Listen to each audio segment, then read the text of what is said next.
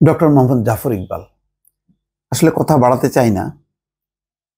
এক সময় তাকে আমি নিজেও শ্রদ্ধা করতাম, কিন্তু ঘটনাক্রমে যখন নাকি খুব গভীরভাবে দেখা শুরু করলাম তখন সেই শ্রদ্ধার জায়গাটা থাকলো না। তার সর্বশেষ একটা ঘটনা ছিল সিলেট শাহজালাল বিশ্ববিদ্যালয়। শিক্ষার্থীরা যার কথায় অনশন ভাঙলো, সেই শিক্ষার্থীদের কোনো দাবি আদায় তিনি পদক্ষেপ নিলেন না, তিনি চলে আসলেন। অথচ তিনি এক ধরনের প্রতারণার কাজ করলেন। তিনি এই ব্যাপারে কোনো বক্তব্যও দিলেন না। আজকে তিনি একটা বক্তব্য দিয়েছেন। দেখেন, ওই জায়গায় যে তিনি ব্যর্থ হলেন ওই ব্যাপারে তার কোনো মূল্যায়ন নেই, আমি দেখি নাই। তিনি আজকে বলছেন ঢাকা বিশ্ববিদ্যালয়ের শিক্ষার্থীদের দেখলেই মনে হবে এরা সেই রাজাকার। ছি ছি ছি, এটা হচ্ছে জাফর ইকবালের বক্তব্য। আমি প্রচন্ডভাবে নিন্দা এবং প্রতিবাদ করছি। ডক্টর মোহাম্মদ জাফর ইকবাল কোন প্রেক্ষাপটে কোন প্রেক্ষিতে স্লোগানগুলো আসলো, তার পাল্টাপাল্টি স্লোগান, আশেপাশের স্লোগান কি ছিল সেটা বিবেচনা না করে শুধুমাত্র এক ধরনের সরকারকে খুশি করা, যে ইস্যুটা ছাত্রদের উপর ট্যাগ দিয়ে আজকে শিক্ষার্থীদের রক্ত ঝরানো হচ্ছে সারা দেশে। ইতিমধ্যে 5 জন মারা গেছে। তারা কোটা সংস্কারের দাবিতে আন্দোলন করছে। ঘটনাক্রমে প্রধানমন্ত্রীর প্রেস কনফারেন্সের বক্তব্যে তাদের মনে হয়েছে তাদেরকে রাজাকারের নাতিপুতি বা রাজাকার সম্বোধন করা হয়েছে। তার প্রতিবাদে তারা বলছিল আমি কে তুমি কে রাজাকার, কে বলেছে স্বৈরাচার স্বৈরাচার, ওই কথাটা কিন্তু আসে নাই। আর সামনের কথাটাই যদি শুধু ধরি, এটাও হচ্ছে প্রতিবাদের ভাষা, এটা তাদের ইস্যু না। কেন কোটা সংস্কারের মধ্যে এই রাজাকার ইস্যুটা আসবে, রাজাকার স্লোগানটা ধরবে, এই প্রেক্ষাপটটা বিশ্লেষণ করা হয়েছে? তারা কি বলেনি যে চাইতে গেলাম অধিকার, হয়ে গেলাম রাজাকার? এবং এই ইস্যুতে এই বক্তব্যটাও কিন্তু তিনি আনছেন না। তিনি শুধু ওই অংশটা আনছেন, তার সুবিধা মতন অংশটা আনছেন, বাকি অংশ আনছেন না। ঢাকা বিশ্ববিদ্যালয়ের শিক্ষার্থীদের রক্তাক্ত করা হলো, হ্যাঁ, আপনার যাওয়া উচিত না।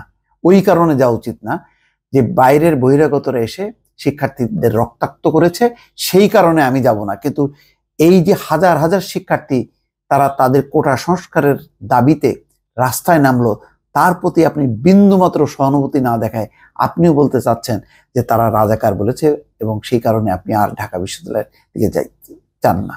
এত বড় মুক্তিযোদ্ধা আপনি, আর বাকি আমরা যারা সমালোচনা করছি আপনার এই বক্তব্যের, আমরা সবাই রাজাকার। এটা কোনো কথা? আপনার প্রতি একসময় যে শ্রদ্ধা, সেই শ্রদ্ধা থাকলো? ইভিএম নিয়েও আপনি নির্বাচনের সময় বললেন যে চমৎকার, ইভিএমই হওয়া উচিত।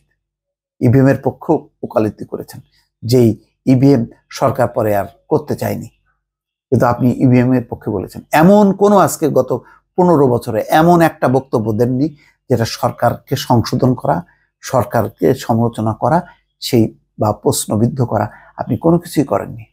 আপনি আজকে এমন একটা বিষয় নিয়ে আসলেন যে বিষয়টা নিয়ে তাদের উপরে চড়াও হয়ে তাদেরকে রক্তাক্ত করা হচ্ছে, তাদের প্রাণ ঝরছে। দেখেন, বলছেন যে তুমি কে আমি কে রাজাকার রাজাকার স্লোগান নিয়ে উত্তাল ঢাকা বিশ্ববিদ্যালয়ের ক্যাম্পাস ও সামাজিক যোগাযোগ মাধ্যম। শিক্ষাবিদ ডক্টর জাফর ইকবাল লিখছেন, সাদা সিধা কথার নামের একটি ওয়েবসাইটে মতামত লিখছেন তিনি।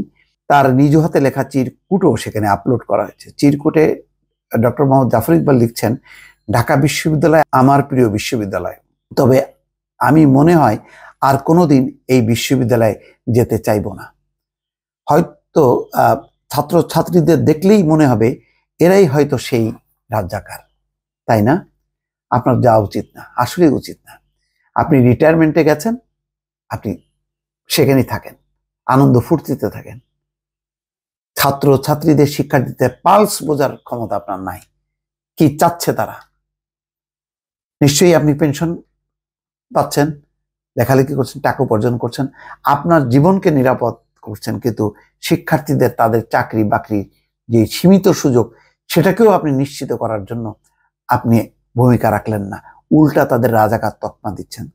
সরকারি দলের নেতারা, কর্মীরা, ক্যাডাররা যেই ভাষায় কথা বলছেন, আপনিও ঠিক সেই একই ভাষায় কথা বলছেন। খুবই দুঃখজনক। দল নিরপেক্ষ হলেন না। 15 বছরে একটা ক্রাইসিসে এমন কোনো বক্তব্য দিলেন না যে সরকার একটু চিন্তিত হয় বা একটু ভাবনাটাও জোগালেন না। দায়িত্ব নিয়ে গেলেন শাহজালাল বিশ্ববিদ্যালয় সিলেটে, আপনার কথায় তারা শরবত পান করে অনশন ভাঙলো, সেই দাবি পূরণ হলো কি হলো না আপনি চেয়েও দেখলেন না। এই তো আপনার, এই জন্য বললাম যে দূর থেকে আগে অনেক মনে হতো কি না জানি শ্রদ্ধার জায়গা, কি বিশাল ব্যাপার স্যাপার। দিন যতই গড়ালো, যত ক্রাইসিস সমাজে বাড়লো, রাষ্ট্রে বাড়লো, এক এক করে চেহারাগুলো চেনা গেল। দর্শক ভালো থাকবেন, আল্লাহ হাফেজ।